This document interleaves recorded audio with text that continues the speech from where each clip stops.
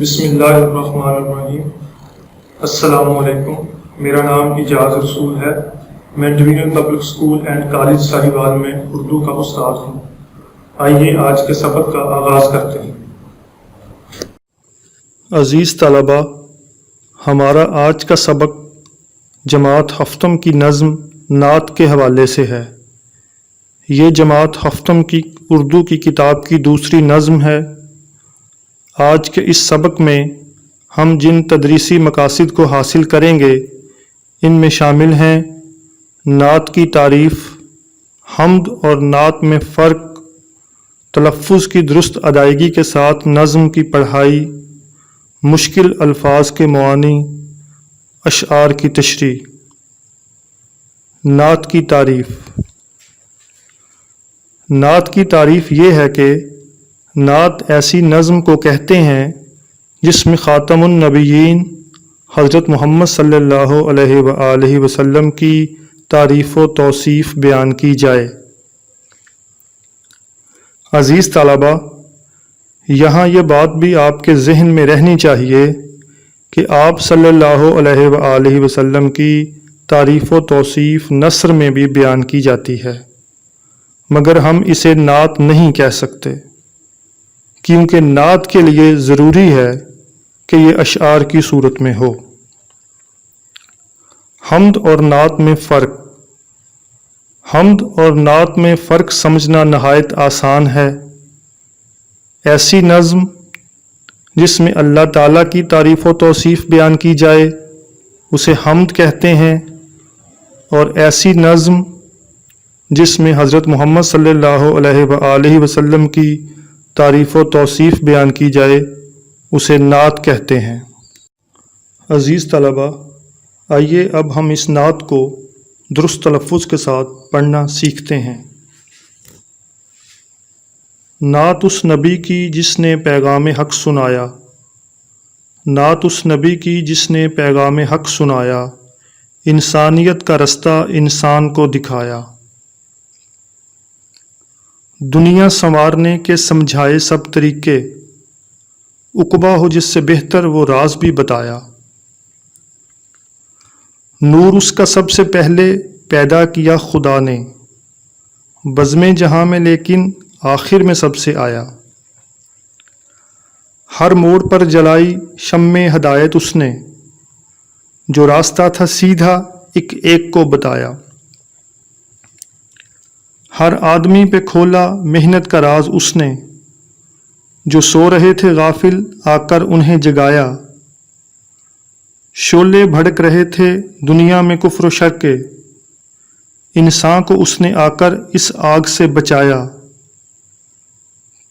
پھیلیں جہاں میں ہر سو توحید کی شعائیں، مشرق بھی جگمگایا مغرب بھی جگمگایا۔ بھولی ہوئی تھی دنیا اپنے خدا کو محشر، خالق کے در پہ اس نے مخلوق کو جھکایا۔ عزیز طلباء، یہ بات یاد رکھیں کہ اردو کے پرچے میں اشعار کی تشریح کے حوالے سے سوال پوچھا جائے گا۔ پرچے میں صرف اشعار لکھے ہوں گے۔ اشعار کی تشریح کے ساتھ ساتھ آپ کو نظم کا عنوان اور شاعر کا نام بھی بتانا ہوگا، یعنی اشعار پڑھ کر آپ خود یہ اندازہ لگائیں گے کہ یہ اشعار آپ کی اردو کی درسی کتاب کی کس نظم سے لیے گئے ہیں اور اس نظم کے شاعر کا کیا نام ہے۔ لہٰذا نظم کے عنوان اور شاعر کے نام کو ضرور یاد رکھیں۔ امتحانی جوابی کاپی میں آپ سب سے پہلے شعر لکھیں گے، اس کے بعد نظم کا عنوان اور پھر شاعر کا نام لکھیں گے، اور اس کے بعد تشریح لکھی جائے گی جیسا کہ آپ اسکرین پر دیکھ رہے ہیں۔ اب ہم آتے ہیں اشعار کی تشریح کی طرف۔ نعت کا پہلا شعر ہے: نعت اس نبی کی جس نے پیغام حق سنایا، انسانیت کا رستہ انسان کو دکھایا۔ نظم کا عنوان نعت، شاعر کا نام محشر رسول نگری۔ مشکل الفاظ کے معانہ۔ نعت تعریف بیان کرنا، یعنی ایسی نظم جس میں نبی کریم صلی اللہ علیہ وآلہ وسلم کی تعریف بیان کی گئی ہو۔ نبی، پیغمبر، خبر پہنچانے والا، پیغام حق، اللہ تعالیٰ کا پیغام، سچا پیغام، انسانیت، آدمیت، شعور، عقل، راستہ کا مخفف۔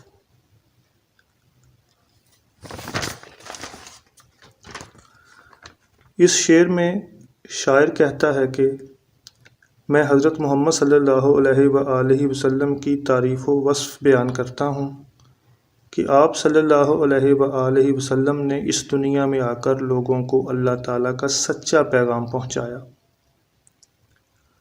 آپ صلی اللہ علیہ وآلہ وسلم کی دنیا میں تشریف آوری سے قبل لوگ مختلف قسم کے گناہوں میں مبتلا تھے۔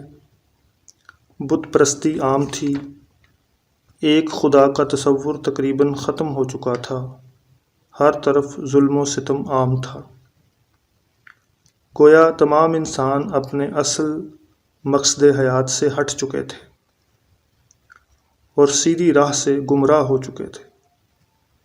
ان دگرگوں حالات میں آپ صلی اللہ علیہ وآلہ وسلم کی آمد ہوئی اور آپ نے اپنے اخلاق اور کردار سے لوگوں کو متاثر کیا اور قرآنی تعلیمات کی روشنی میں آپ نے انسانوں کو اصل آدمیت کا راستہ دکھایا، وہ راستہ جو انسانوں کے شایان شان تھا، کیونکہ یہی وہ راستہ تھا جو سیدھا اور کامیابی کا راستہ تھا۔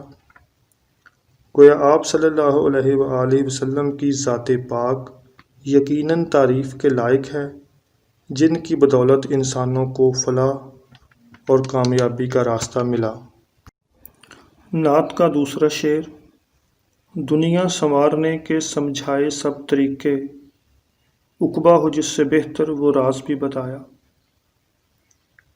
مشکل الفاظ کے معانی، دنیا، جہان، موجودہ عالم، موجودہ زندگی، سنوارنے، درست کرنے، آراستہ کرنے، طریقے، ڈھنگ، گر، قاعدے، عقبہ، آخرت، عاقبت، راز، بھید، خفیہ بات۔ شعر کی تشریح۔ آپ صلی اللہ علیہ وآلہ وسلم نے لوگوں کو دنیاوی زندگی بہتر سے بہتر بنانے کے سنہری اصول بتائے۔ لوگ اپنی جہالت کی وجہ سے توہم پرستی میں مبتلا تھے، بہت سے اہم کام ترک کر چکے تھے اور غیر اہم اور بیکار کاموں کو اہمیت دیتے تھے۔ آپ صلی اللہ علیہ وآلہ وسلم کی عطا کردہ تعلیمات نے جہالت کا خاتمہ کیا اور معاملات زندگی کو سادہ و سہل بنایا۔ سچ بولنا، وعدے کی پابندی کرنا، دوسروں کے حقوق کا احترام کرنا، اپنے فرائض ذمہ داری سے انجام دینا، ناپ تول میں کمی بیشی نہ کرنا جیسے عمدہ اصول بتائے، جن پر عمل پیرا ہو کر انسان اپنی دنیاوی زندگی کو بہتر بنا سکتے تھے۔ سکھائے مشیت کے آداب ان کو، پڑھائے تمدن کے سباب ان کو۔ ایک مسلمان اس بات پر پختہ ایمان رکھتا ہے کہ اسے موت کے عمل سے گزرنا ہے اور آخرت میں اللہ تعالیٰ کے حضور اس دنیا میں کیے گئے اپنے تمام اعمال کا جواب دینا ہے۔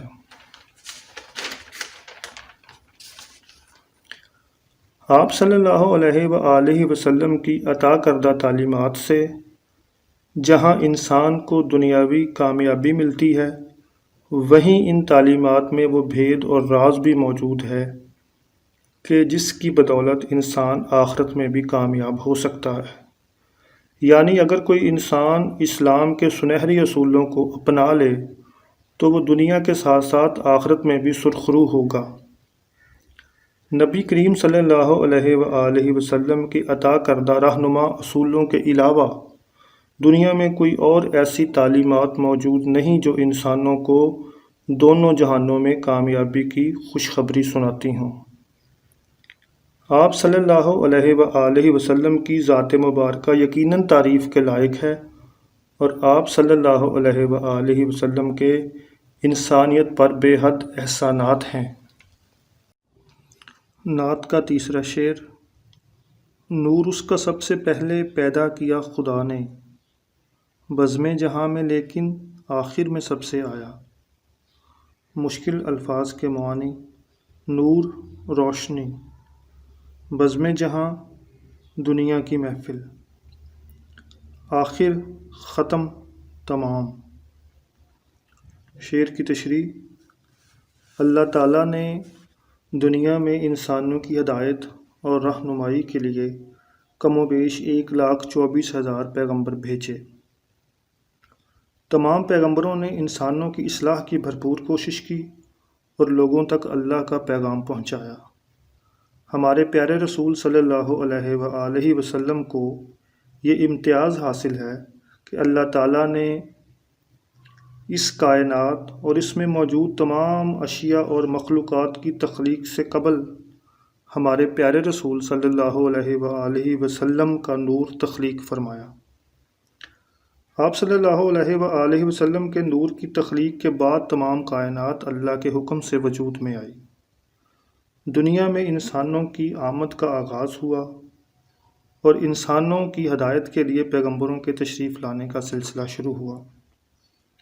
شاعر کہتا ہے کہ ہمارے پیارے رسول صلی اللہ علیہ وآلہ وسلم کا نور اگرچہ اللہ تعالیٰ نے سب سے پہلے تخلیق فرمایا تھا، مگر جب دنیا میں پیغمبروں کی آمد کا سلسلہ شروع ہوا تو اللہ تعالیٰ کے حکم سے آپ سب پیغمبروں کے بعد اس دنیا میں تشریف لائے۔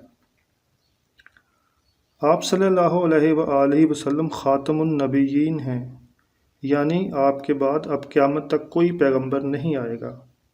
آپ صلی اللہ علیہ وآلہ وسلم کی عطا کردہ تعلیمات قیامت تک آنے والے تمام انسانوں کے لیے ہدایت کا ذریعہ ہیں۔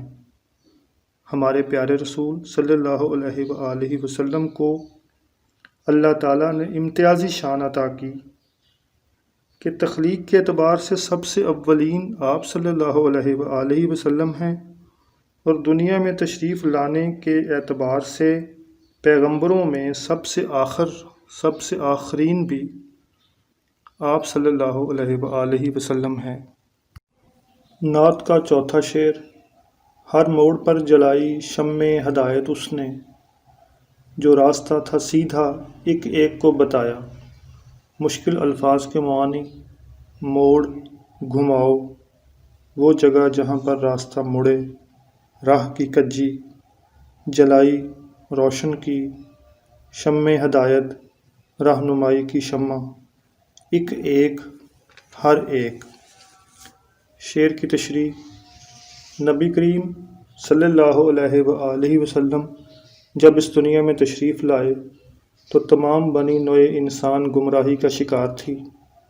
زندگی کے تمام شعبے بگاڑ کا شکار ہو چکے تھے۔ زندگی کا کوئی ایک بھی ایسا پہلو نہیں تھا جس میں بگاڑ اور خرابی نہ ہو۔ دنیا میں آباد تمام معاشرے زوال پذیر تھے۔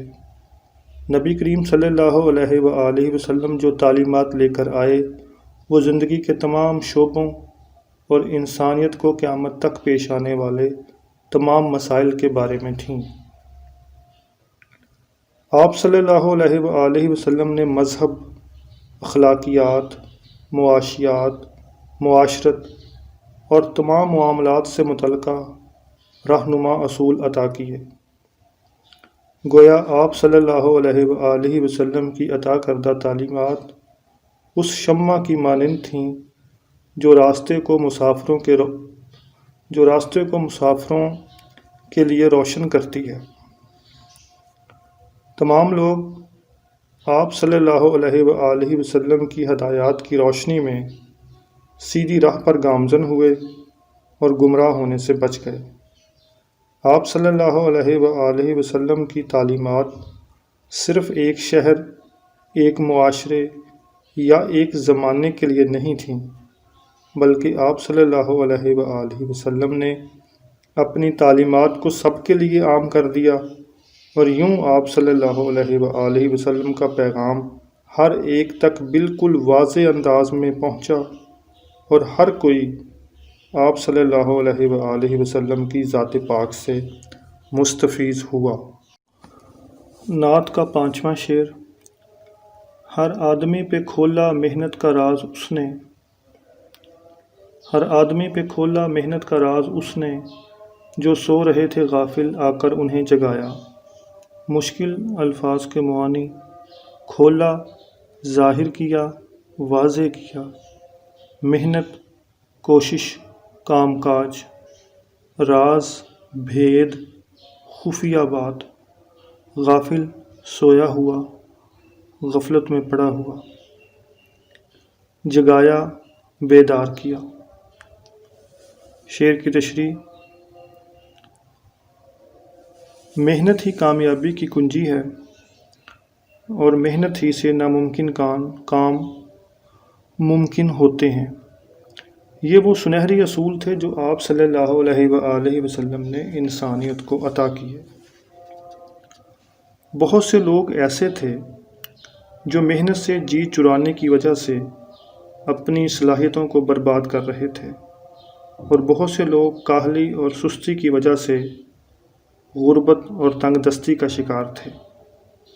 آپ صلی اللہ علیہ وآلہ وسلم نے انہیں محنت کی طرف راغب کیا، غریبوں کو محنت کی رغبت دلائی، غریبوں کو محنت کی رغبت دلائی کہ بازو سے اپنے کرو تم کمائی، خبر تاکہ لو اس سے اپنی پرائی، نہ کرنی پڑے تم کو در در گدائی۔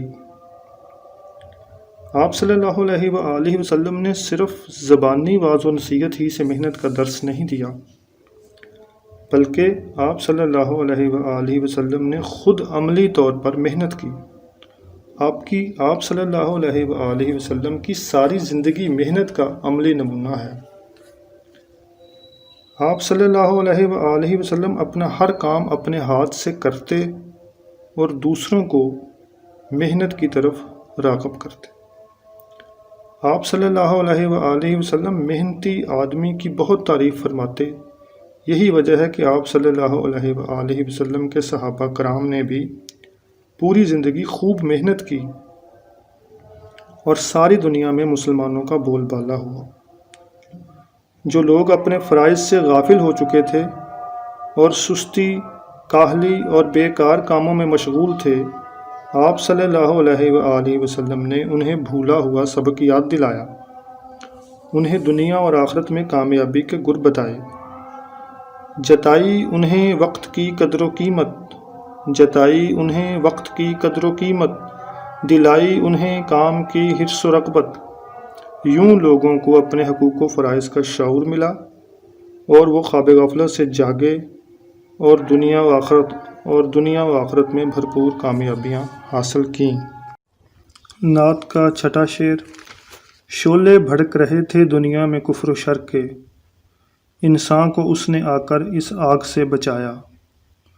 مشکل الفاظ کے معانی: شعلے بھڑکنا، شعلے کا تیز ہونا، فساد کی آگ بھڑک اٹھنا۔ کفر، خدا کو نہ ماننا، بے دینی۔ شر، برائی۔ شعر کی تشریح: حضور صلی اللہ علیہ وآلہ وسلم کی آمد سے قبل لوگ ہر طرح کی برائیوں میں مبتلا تھے۔ بت پرستی عام تھی۔ لوگوں نے سورج، چاند، ستاروں، آگ اور بتوں کو اپنا معبود بنا رکھا تھا۔ کوئی بھی ایک خدا کا قائل نہ تھا۔ قبیلے کا ایک بت جدا تھا، قبیلے کا ایک بت جدا تھا، کسی کا حبل تو کسی کا صفا تھا۔ یہ عزا پہ وہ نائلے پر فدا تھا، اس طرح گھر گھر نیا ایک خدا تھا۔ آپس میں معمولی باتوں پر جھگڑے ہوتے، اور یہ جھگڑے صدیوں تک چلتے۔ سینکڑوں لوگ ان جھگڑوں کی وجہ سے اپنی جان سے ہاتھ دھو بیٹھتے۔ چلن ان کے جتنے تھے سب وحشیانہ، ہر ایک لوٹ اور مار میں تھا یگانہ، فسادوں میں کٹتا تھا ان کا زمانہ، نہ تھا کوئی قانون کا تازیانہ۔ معاشرے میں جس کی لاٹھی اس کی بھینس کا اصول کار فرما تھا، گویا لوگ بد امنی اور بگاڑ کا بری طرح شکار ہو چکے تھے اور ہر طرف کفر چھایا ہوا تھا۔ ان بدترین حالات میں آپ صلی اللہ علیہ وآلہ وسلم کی آمد ہوئی۔